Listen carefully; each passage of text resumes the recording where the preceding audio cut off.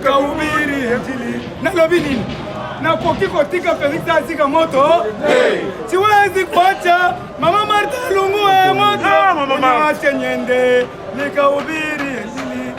Nakoki kotika bana bulangana bazika moto te. Je suis là, je vais affronter jusqu'à la dernière énergie. Dites amen. Amen. Est-ce que bien Mokolonga biso 2023 élection oui mais Nazo répéter 2023 élection oui il faut qu'il y ait une identification de la population ceux qui ont cette identification tozui recensement maintenant il faut qu'il y ait identifier il faut que il vit de quoi? De la chasse et de la cueillette. Il faut que sombre à Tonoto. Il faut que sombre à Beto de paix. Et puis, ils ont appliqué mon tour à Mikoussé. Balala Kanazete le colo. Il faut que tu aies il faut pas quitter. On a 3 mois, 4 mois. Il faut quitter. Combien de Katika?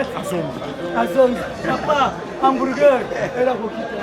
La mère, toujours essentiel. Et puis, 18 mois. Siko tokokoma na pakaju tokokoma na pakaju basheria bien bazali tokoloba kaka toye pona recensement opesa kongo tokobeta 18 mwana pakaju lumbe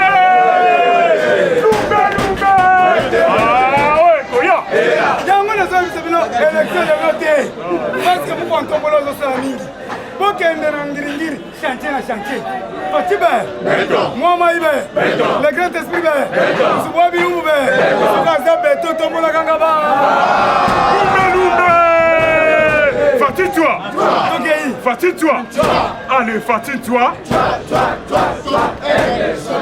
tozosenga na ba musicien na biso ba musicien omoni lelo na sepeli na ndeko na ngai Sokoko Laurent Sokoko ye wana le grand pétrolier azongisi musique na poto très bien confiance obeta concert partout qui m'y écoute na Belgique ba musicien bazokende kobeta mais bozobeta bandule wana bokoki koyembela mboka te Jibampiana Salvatore de la patrie à l'homme Camilo da Coco yembela mboka na yo tika amida tiezat le parfum du pardardi asawa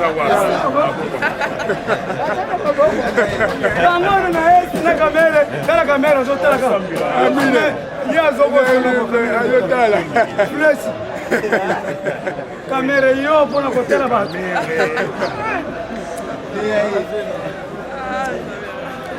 tolobina ba musicien batonga ba école ba isundu batonga ba école vrai ou faux balo bakanza Jibampiana vous avez l'argent tonga ba école ya Jibampiana tonga ba hôpital wa rançon de la forêt mbongo na bino zaka ba mituka ya cher yango c'est zéro mitu mbongo ezosala musala te kaka ya yo moko baji c'est zéro botonga ba école botonga ba hôpital botonga ba fondation botonga biloko ya bien ba maternité parce que boyoki santé pour tous santé pour tous tokobota ofele biso ba combattant tokomi ba tozala retard kobota ngana zakana bana kaka mibale yango mona longola ki alliance oh il faut na tia nyonso mibale na récupérer nazala bana mibale retard to wanda nano kokunda retard alors il faut tobala mibale misato parce que kopote eza ofele merci na conseiller Kamba o anti maternité ofele merci na Kamba merci na Bintu le conseiller Bintu kabi mona kabi nyanga to betele maboko Bintu le secrétaire de l'ONU Keba Antonio Guterres Nayoki ba interview na sa propreté ozo soutenir M23 yo pona nini ozo soutenir M23 oza na usine na raffinerie na Rwanda est-ce que na raffinerie wana est-ce que bango oza na cobalt bango baza na coltan baza na coton sikoyo ozokotela bango mpo oyibaka bamoni sikoyo bozoyiba na miseleke te mitu rouge bokendaka nango wapi monesco monique makasi eza te bolongwa tokotia FARDC eloko maka tombola FARDC eloko maka Antonio olobi ke oza na baarme te sikoyo na Kongo oyaki koluka nini ozotinda biso tonegocie na barebele yo Antonio yo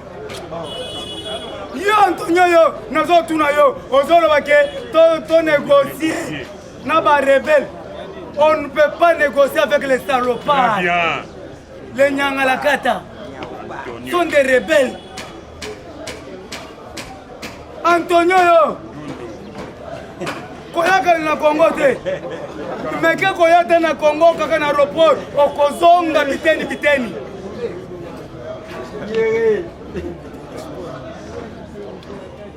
yo Antonio yo oyebi accord cadre Addis Abeba que nous dit l'accord cadre résolution babivotaki soki 22/77 boyebi yango te barésolution nyonso Addis Abeba oyebi yango te ozosala semblant balobaki tous les seigneurs de guerre place nyonso bakokimela tokokanga bango bakokota prison balobaki il faut la paix durable à l'est sikoyo bino bozotinda barébellion ti wapi bokeba na bino d'ailleurs nouvel ordre politique ebandi nouvel ordre politique bahaula alobaki na mokanda ya nzambe le toma bahaula alobaki yora le nouvel ordre politique lelo bokomona Russie akokoma likolo yango bomoni Amérique azongi nsima aye apesi biso basatellite sophistiqué ya boye mais azobanga Russie tokela Russie tozwi bibundeli tokobanga eloko te tokopoudrier. Mes chers amis, tous soutenir Mukontombole, c'est notre frère. Machaba Mfumu. Toyebi papa na ye, toyebi maman na ye. Le grand Mukisheten Sekedo Mulumba. Maman na ye, maman Martika Salo. Koko na bango Alexis Mulumba. Sikoyo Kanambe politique mwana Marceline. Yo yebi Marceline. Moni mwana sali 18 ans. Alakisi batu mama na yete ata mwana bila kelima mama taza aveugle mama na nga taza aveugle na kolakisi na miso batu eza bongo te merci beaucoup na kilo ganga makasi wana ipesaka pe ba maladi ya boete alors vous permettre na biso bopusa na kwanda moto meka kosolo l'actualité politique parce que matière ezali ebe azoyoka te matière ezali ebe oyoka oyo mokonzi ya mboka koloba lobi. Parce que lobby le 20, le chef de l'État pose devant tribune des Nations Unies. Mina okendolo bakuna oye bango lelo na tongo lelo il te fait se vivre. Tombola loboko ganga bas. Chers combattants, donc obeta lisolo ya ba étranger o bazali ko vivre na capitale na biso ya République démocratique du Congo. Le gouverneur de la ville Jantini Ngobila a décision. À lobby étranger tout. Ozala Wara, Ozala Indien, Ozala Chinois, Ozala Libanais, Ozala Américain, Ozala Français. Ceux qui osent, il faut pas identifier yo. Il faut pas y avoir Ozala Kamusala ni. Donc on peut calisolo parce que les étrangers belé au bazar na ville à Kinshasa, bangonde bazali ko faire souffrir congolais. Ça a été. Belé au moins ba congolais ba koti na Kinshasa na mipiku. Tant ba okota na mipiku musala na bango ezali à côté ka ba bombo ya 100 francs na ba magasin. Est-ce que commerce en détail ezalaka ba étranger to ezalaka ba congolais?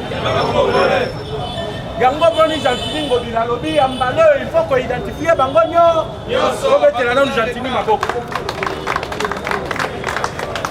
Alors, chers combattants, pour commencer, permettez-moi de recadrer les capitales car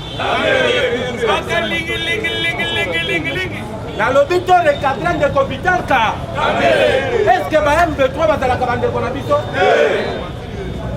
mokonzi ya mboka alobaki boye M23 oyo ezali na est bazali barebelle congolais te mais ezali bato oyo bazali sous-traité par le Rwanda ezali armée rwandaise balatisi bango teni à M23 batindi bango mpo baagresser biso mais le gouvernement a dit la même chose que bato bazali koagresser biso ezali M23 te mais ezali armée rwandaise mais tokamwe ntango Nkamera akei akomi ntina frontière bisiko il faut kokota na Bunagana mais ntango akomi pembeni wana tomoni bato ya M23 batake Vital Kamerhe wana ezali eloko ya liboso Kamerhe akei ntina entre Bunagana mais bato ya M23 batali ye balobi azali ndeko na bi ye moko Kamerhe toloba te toloba te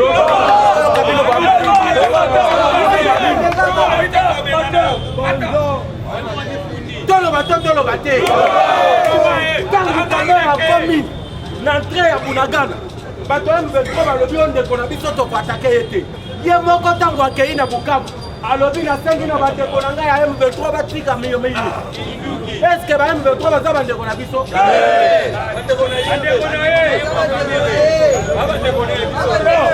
Kamerhe se identifie na bandeko na ye barwa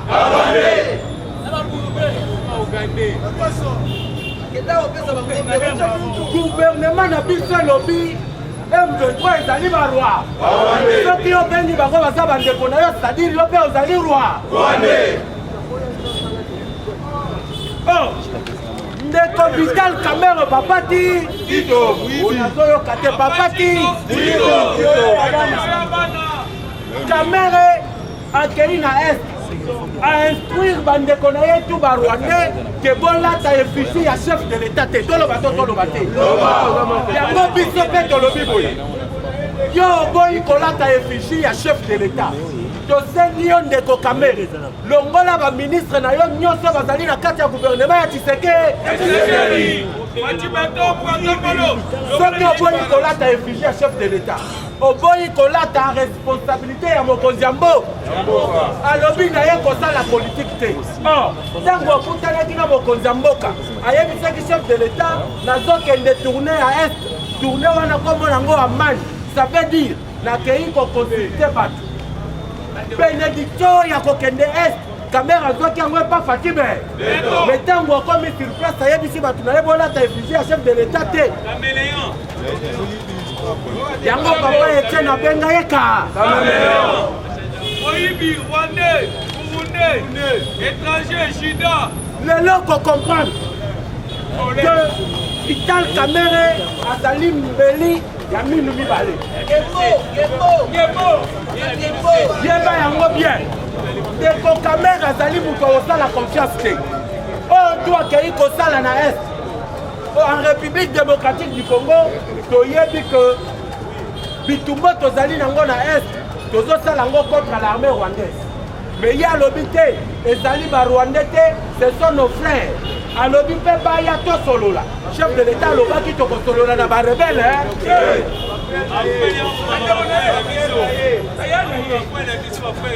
lelo soki na présidence bato bakoloba ke non na kati ya présidence baconseiller bazozwa salaire ya likolo que la présidence est devenue l'institution la plus budgétivore moto akomisa présidence institution oyo ezali kolia mbongo ebele oyo eza na budget na biso ezali ndeko Vital Kamerhe otoloba te toloba te eza na basekret mosusu oyo tobombaki mais ye ndenge alobi ke non akolata effigie ya chef de l'état te et puis ese vérifie na terrain soki otali na bafoule to eyaki koyamba Kamerhe moto ata moko te alataki effigie ya chef de l'état azalaki wana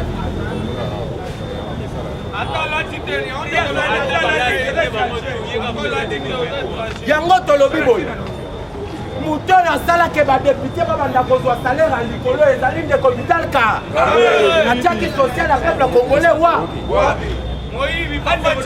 moto oyo atriple salaire ya baconseiller ezali ndeko Vital Kamerhe soki ozalaki directeur ya cabinet On dit bateau, il fallait qu'il batte yo poids au triple salaire na bango pour appuyer yo. Tant que qui président de l'Assemblée nationale, au triple salaire à ma député, pour être ma député, va appuyer yo. Mais Moukolo yo comme chef de l'État. Il devait se vivre. Tout le bateau, tout le bateau. Est-ce que yo peut permettre Burundi comme président de la République?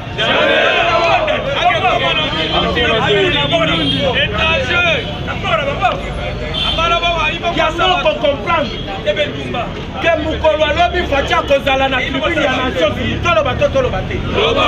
Il devait se vivre. Lobi le 20. Fatia Beto Kozala na tribune ya Nations Unies. Mais Kambouni il Fatia Kendolo de la bateau à Nations Unies. Il devait se vivre. Fatia, la première des choses, à Kokende Koyebisa, les Nations Unies, qu'au sein de la République démocratique du Congo, mon peuple congolais ne veut plus la présence de la mort.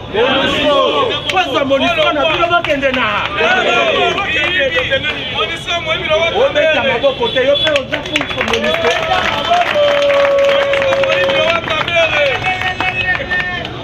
Parce que Fatia instruit le gouvernement. Ayebisi Samalukonde, il faut obéir sa représentante qui a Nations Unies.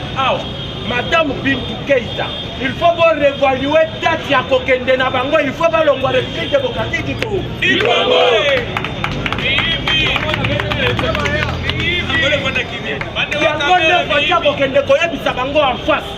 Deuxièmement, bino tout Nations Unies bozali ba traître ya minene parce que boyebi ba expert na bino bayaki na est ba confirmer que l'armée rwandaise yango nde ezali koagresse biso.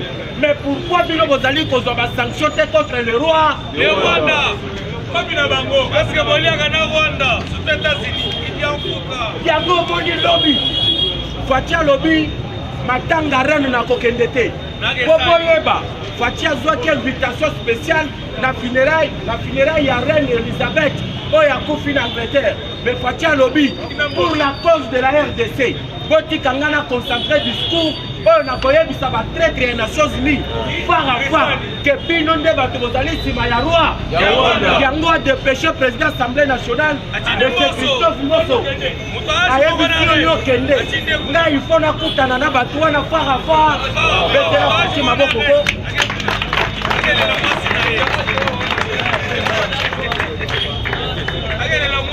Pour comprendre le lot que politique qu'on fait à Zui et dans la Fayoul.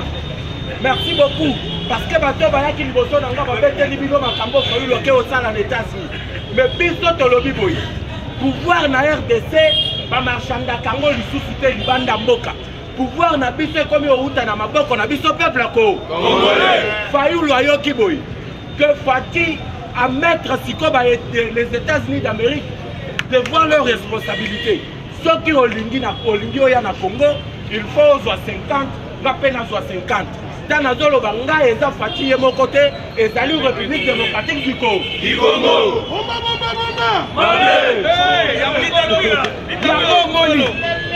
Les Américains vont comprendre parce que les va envoyer spécial na bango ebele pour baya kokutana na fatigue. Tant que baye pas fatigue, Fatia yebisi bango kenga nazali catégorique. Cette fois-ci, c'est la République démocratique du Congo ou rien. Ceux qui ont intérêt à RDC, ils ont fait des musiques. Yango Moni Fayoulou s'est dépêché membre des États-Unis à quelques négocier na bango. Ayebisi bango boy. Ceux qui ont commis président de la République, Bokozala na accès na ba matière première nion sur la République démocratique du Congo.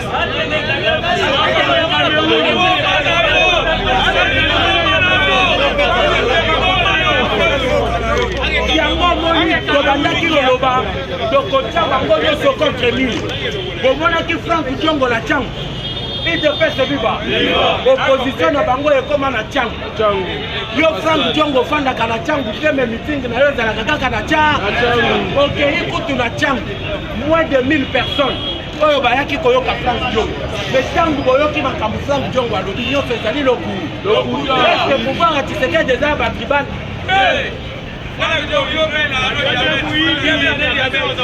kokende kutu na discours wa Diongo ezali kolekisaka ya pa topesa sikoyo actualité ya malonga oyo ezali kosala ke Fati kote na ye ezali komata du jour à jour. UDPS viva. Na oyebisi bino ke Fati a dépêché Christophe Mbosoko Diakwanga accueilli Londres pour la représenter. Entre-temps, Fati Beto atindi baatu lukwebo na Bujumbura na pays ya Burundi. UDPS viva. Oyebi yango to oyebi te. Depuis samedi, Modeste baati azali na Bujumbura. Kokoma na ye na Bujumbura, toloba te. Baati a été accueilli par toloba des millions et des millions. Il y a pas Congolais, oyo baye ko témoigner après na bango pas Fati be. Congolais loba ko ganga ba. Yango zomona. Koto ndeko kamere azali ko lukasa la que atali sa président de la République azali populaire na Est. Le biso tolobi bouli. Parti le mieux implanté. La partie est de la République s'appelle l'FDCA. Il y a Modeste Bati Lukwe. Kamereo Matao Kita. Au côté de la Zamé, comme premier ministre de Nambo Kanabi. Attends,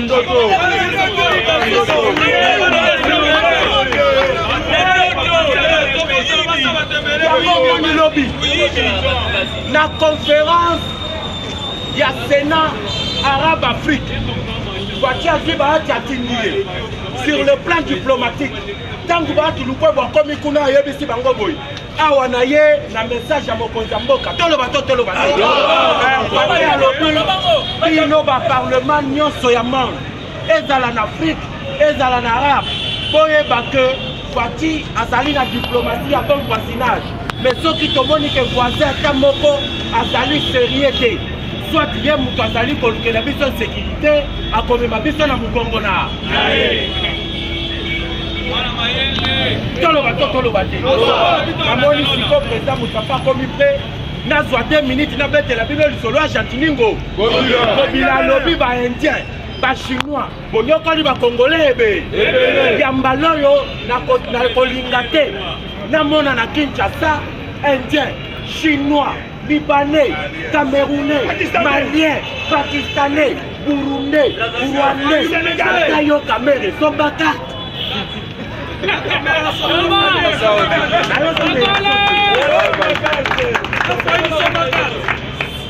yo étranger ne Congo bila lobby pour vivre na Kinshasa somba carte de résident pour un congolais comme la Jatini Maboko parce que na banyokoli biso trop yambale to identifier bango to koyeba tozana ba indre boni toyeba ba chinois baza boni pe musalo bazo saleza musala nini parce que bango bakoma ba commerçant détaillé bazoteka na ba détail bisika ba congolais et puis salaire o bazo futa ba congolais eza minimum eza salaire moko ya muke $90 congolais osala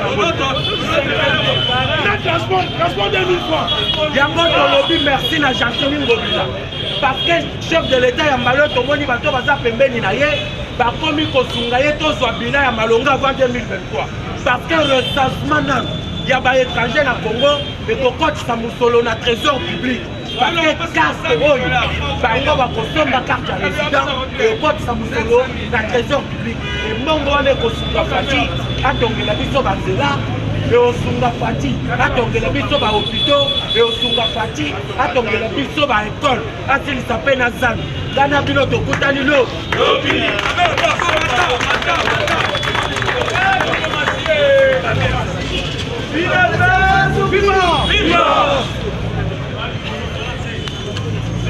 IDPS viva! Viva! IDPS viva! Viva! IDPS viva! Viva! Viva! Viva!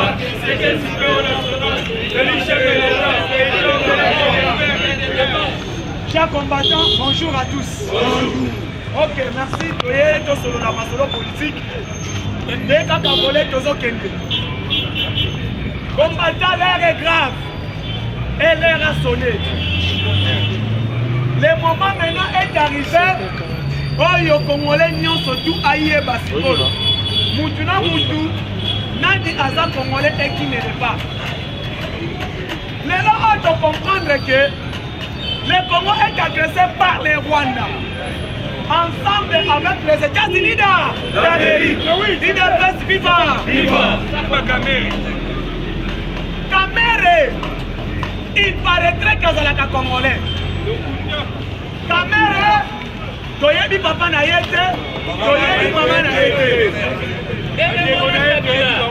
Mais Kamere a commis Congolais na Kibuko. Lobby na koya. Na combien d'histoire? Il y a Afdel et Yandengeni. Et nani oyo ayamba Joseph Kabila. Sowe auta wapi? Jeannette auta wapi? Bodo bokoye basikoyo ke Jeannette Kabila azalaka nde. Li passe à Joseph Kabila te. Donc expliquez Mamaleki. Azam Mamaleki na ye. Sowe Kabila na ko expliquer auta wapi. Parce que les gens va Congolais vont dire à Moutou. Sowe ye ko affirmer yango na télé 50. Sowe Kabila, tu es fier d'être la femme de Moussa Laurent Désiré Kabila. Non, je suis fier d'appartenir dans la famille Kabila après 1997. IDPS viva. Après 1997. Dès à côté de la famille Moussa Laurent Désiré Kabila. Et maintenant, Nakoyem Sabino, qui est Zoé, qui est Kabila. Bakadogo Bayandengeni ni Baba Utawa, Wapi. Peut-être après Wana. On t'a expliqué Batu. Moutou au Kabila. Azam même pas de quoi Congolais. Aujourd'hui, Joseph Kabila, Azam meneur de jeu. Carburé continue à Congo, il y a 65% de Bibabo. Dans la major, ça c'est tout en bête. Baloni Massango Bukangalo. Et il y a Kakambala Mokoboy. À 100 millions surtout, on a peuple qui nous aide à Fachi. À Wakina Maj. Maintenant, Congolais tient à Moutou Nayo. Il est viva. Vital Kamere, Rwakari Kiki. Rwakari Kiki. Akana Bukavu na Goma. Kamere qui va dire à Boukagana ceci. Nos frères M23, Boti Kaboya de Solola. N'a 5 consultations. Dialogue tripartite. Kamere a 5 dialogue tripartite. Rwanda, Ouganda et RDC. Dans les conseils de M23, dans ça, la ligne pratique à nous. Il n'est pas si vivant. M23 a fait sa condition de la nation. Avant de déposer ma arme, pour reconnaître M23 comme parti politique. Fadi Alobi, non. Avant de déposer ma arme, Bisson n'a pas fait Bisson n'a pas colonel. Mais qui généraux n'a Bisson. Pour accepter qu'il y a une cantine armée congolaise. Fati Alobi, non. Pas question. M23 Alobi. Pourquoi tu s'habilles dans le poste ministériel? N'a pas mandataire public, n'a pas beaucoup mestre, n'a pas administrateur. Fati Alobi, non. Pour conclure, j'aurais pas le temps à peine de négocier avec les mouvements armés étrangers.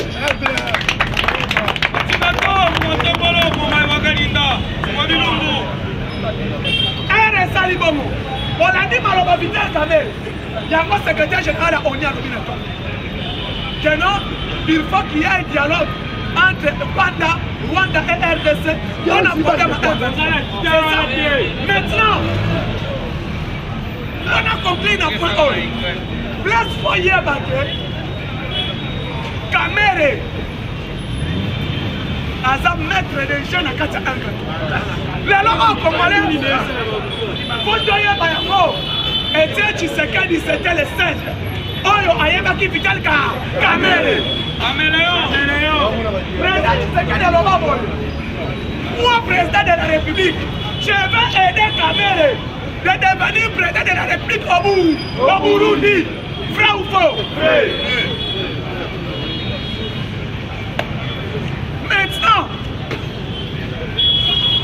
Qu'est-ce que maintenant Kamere?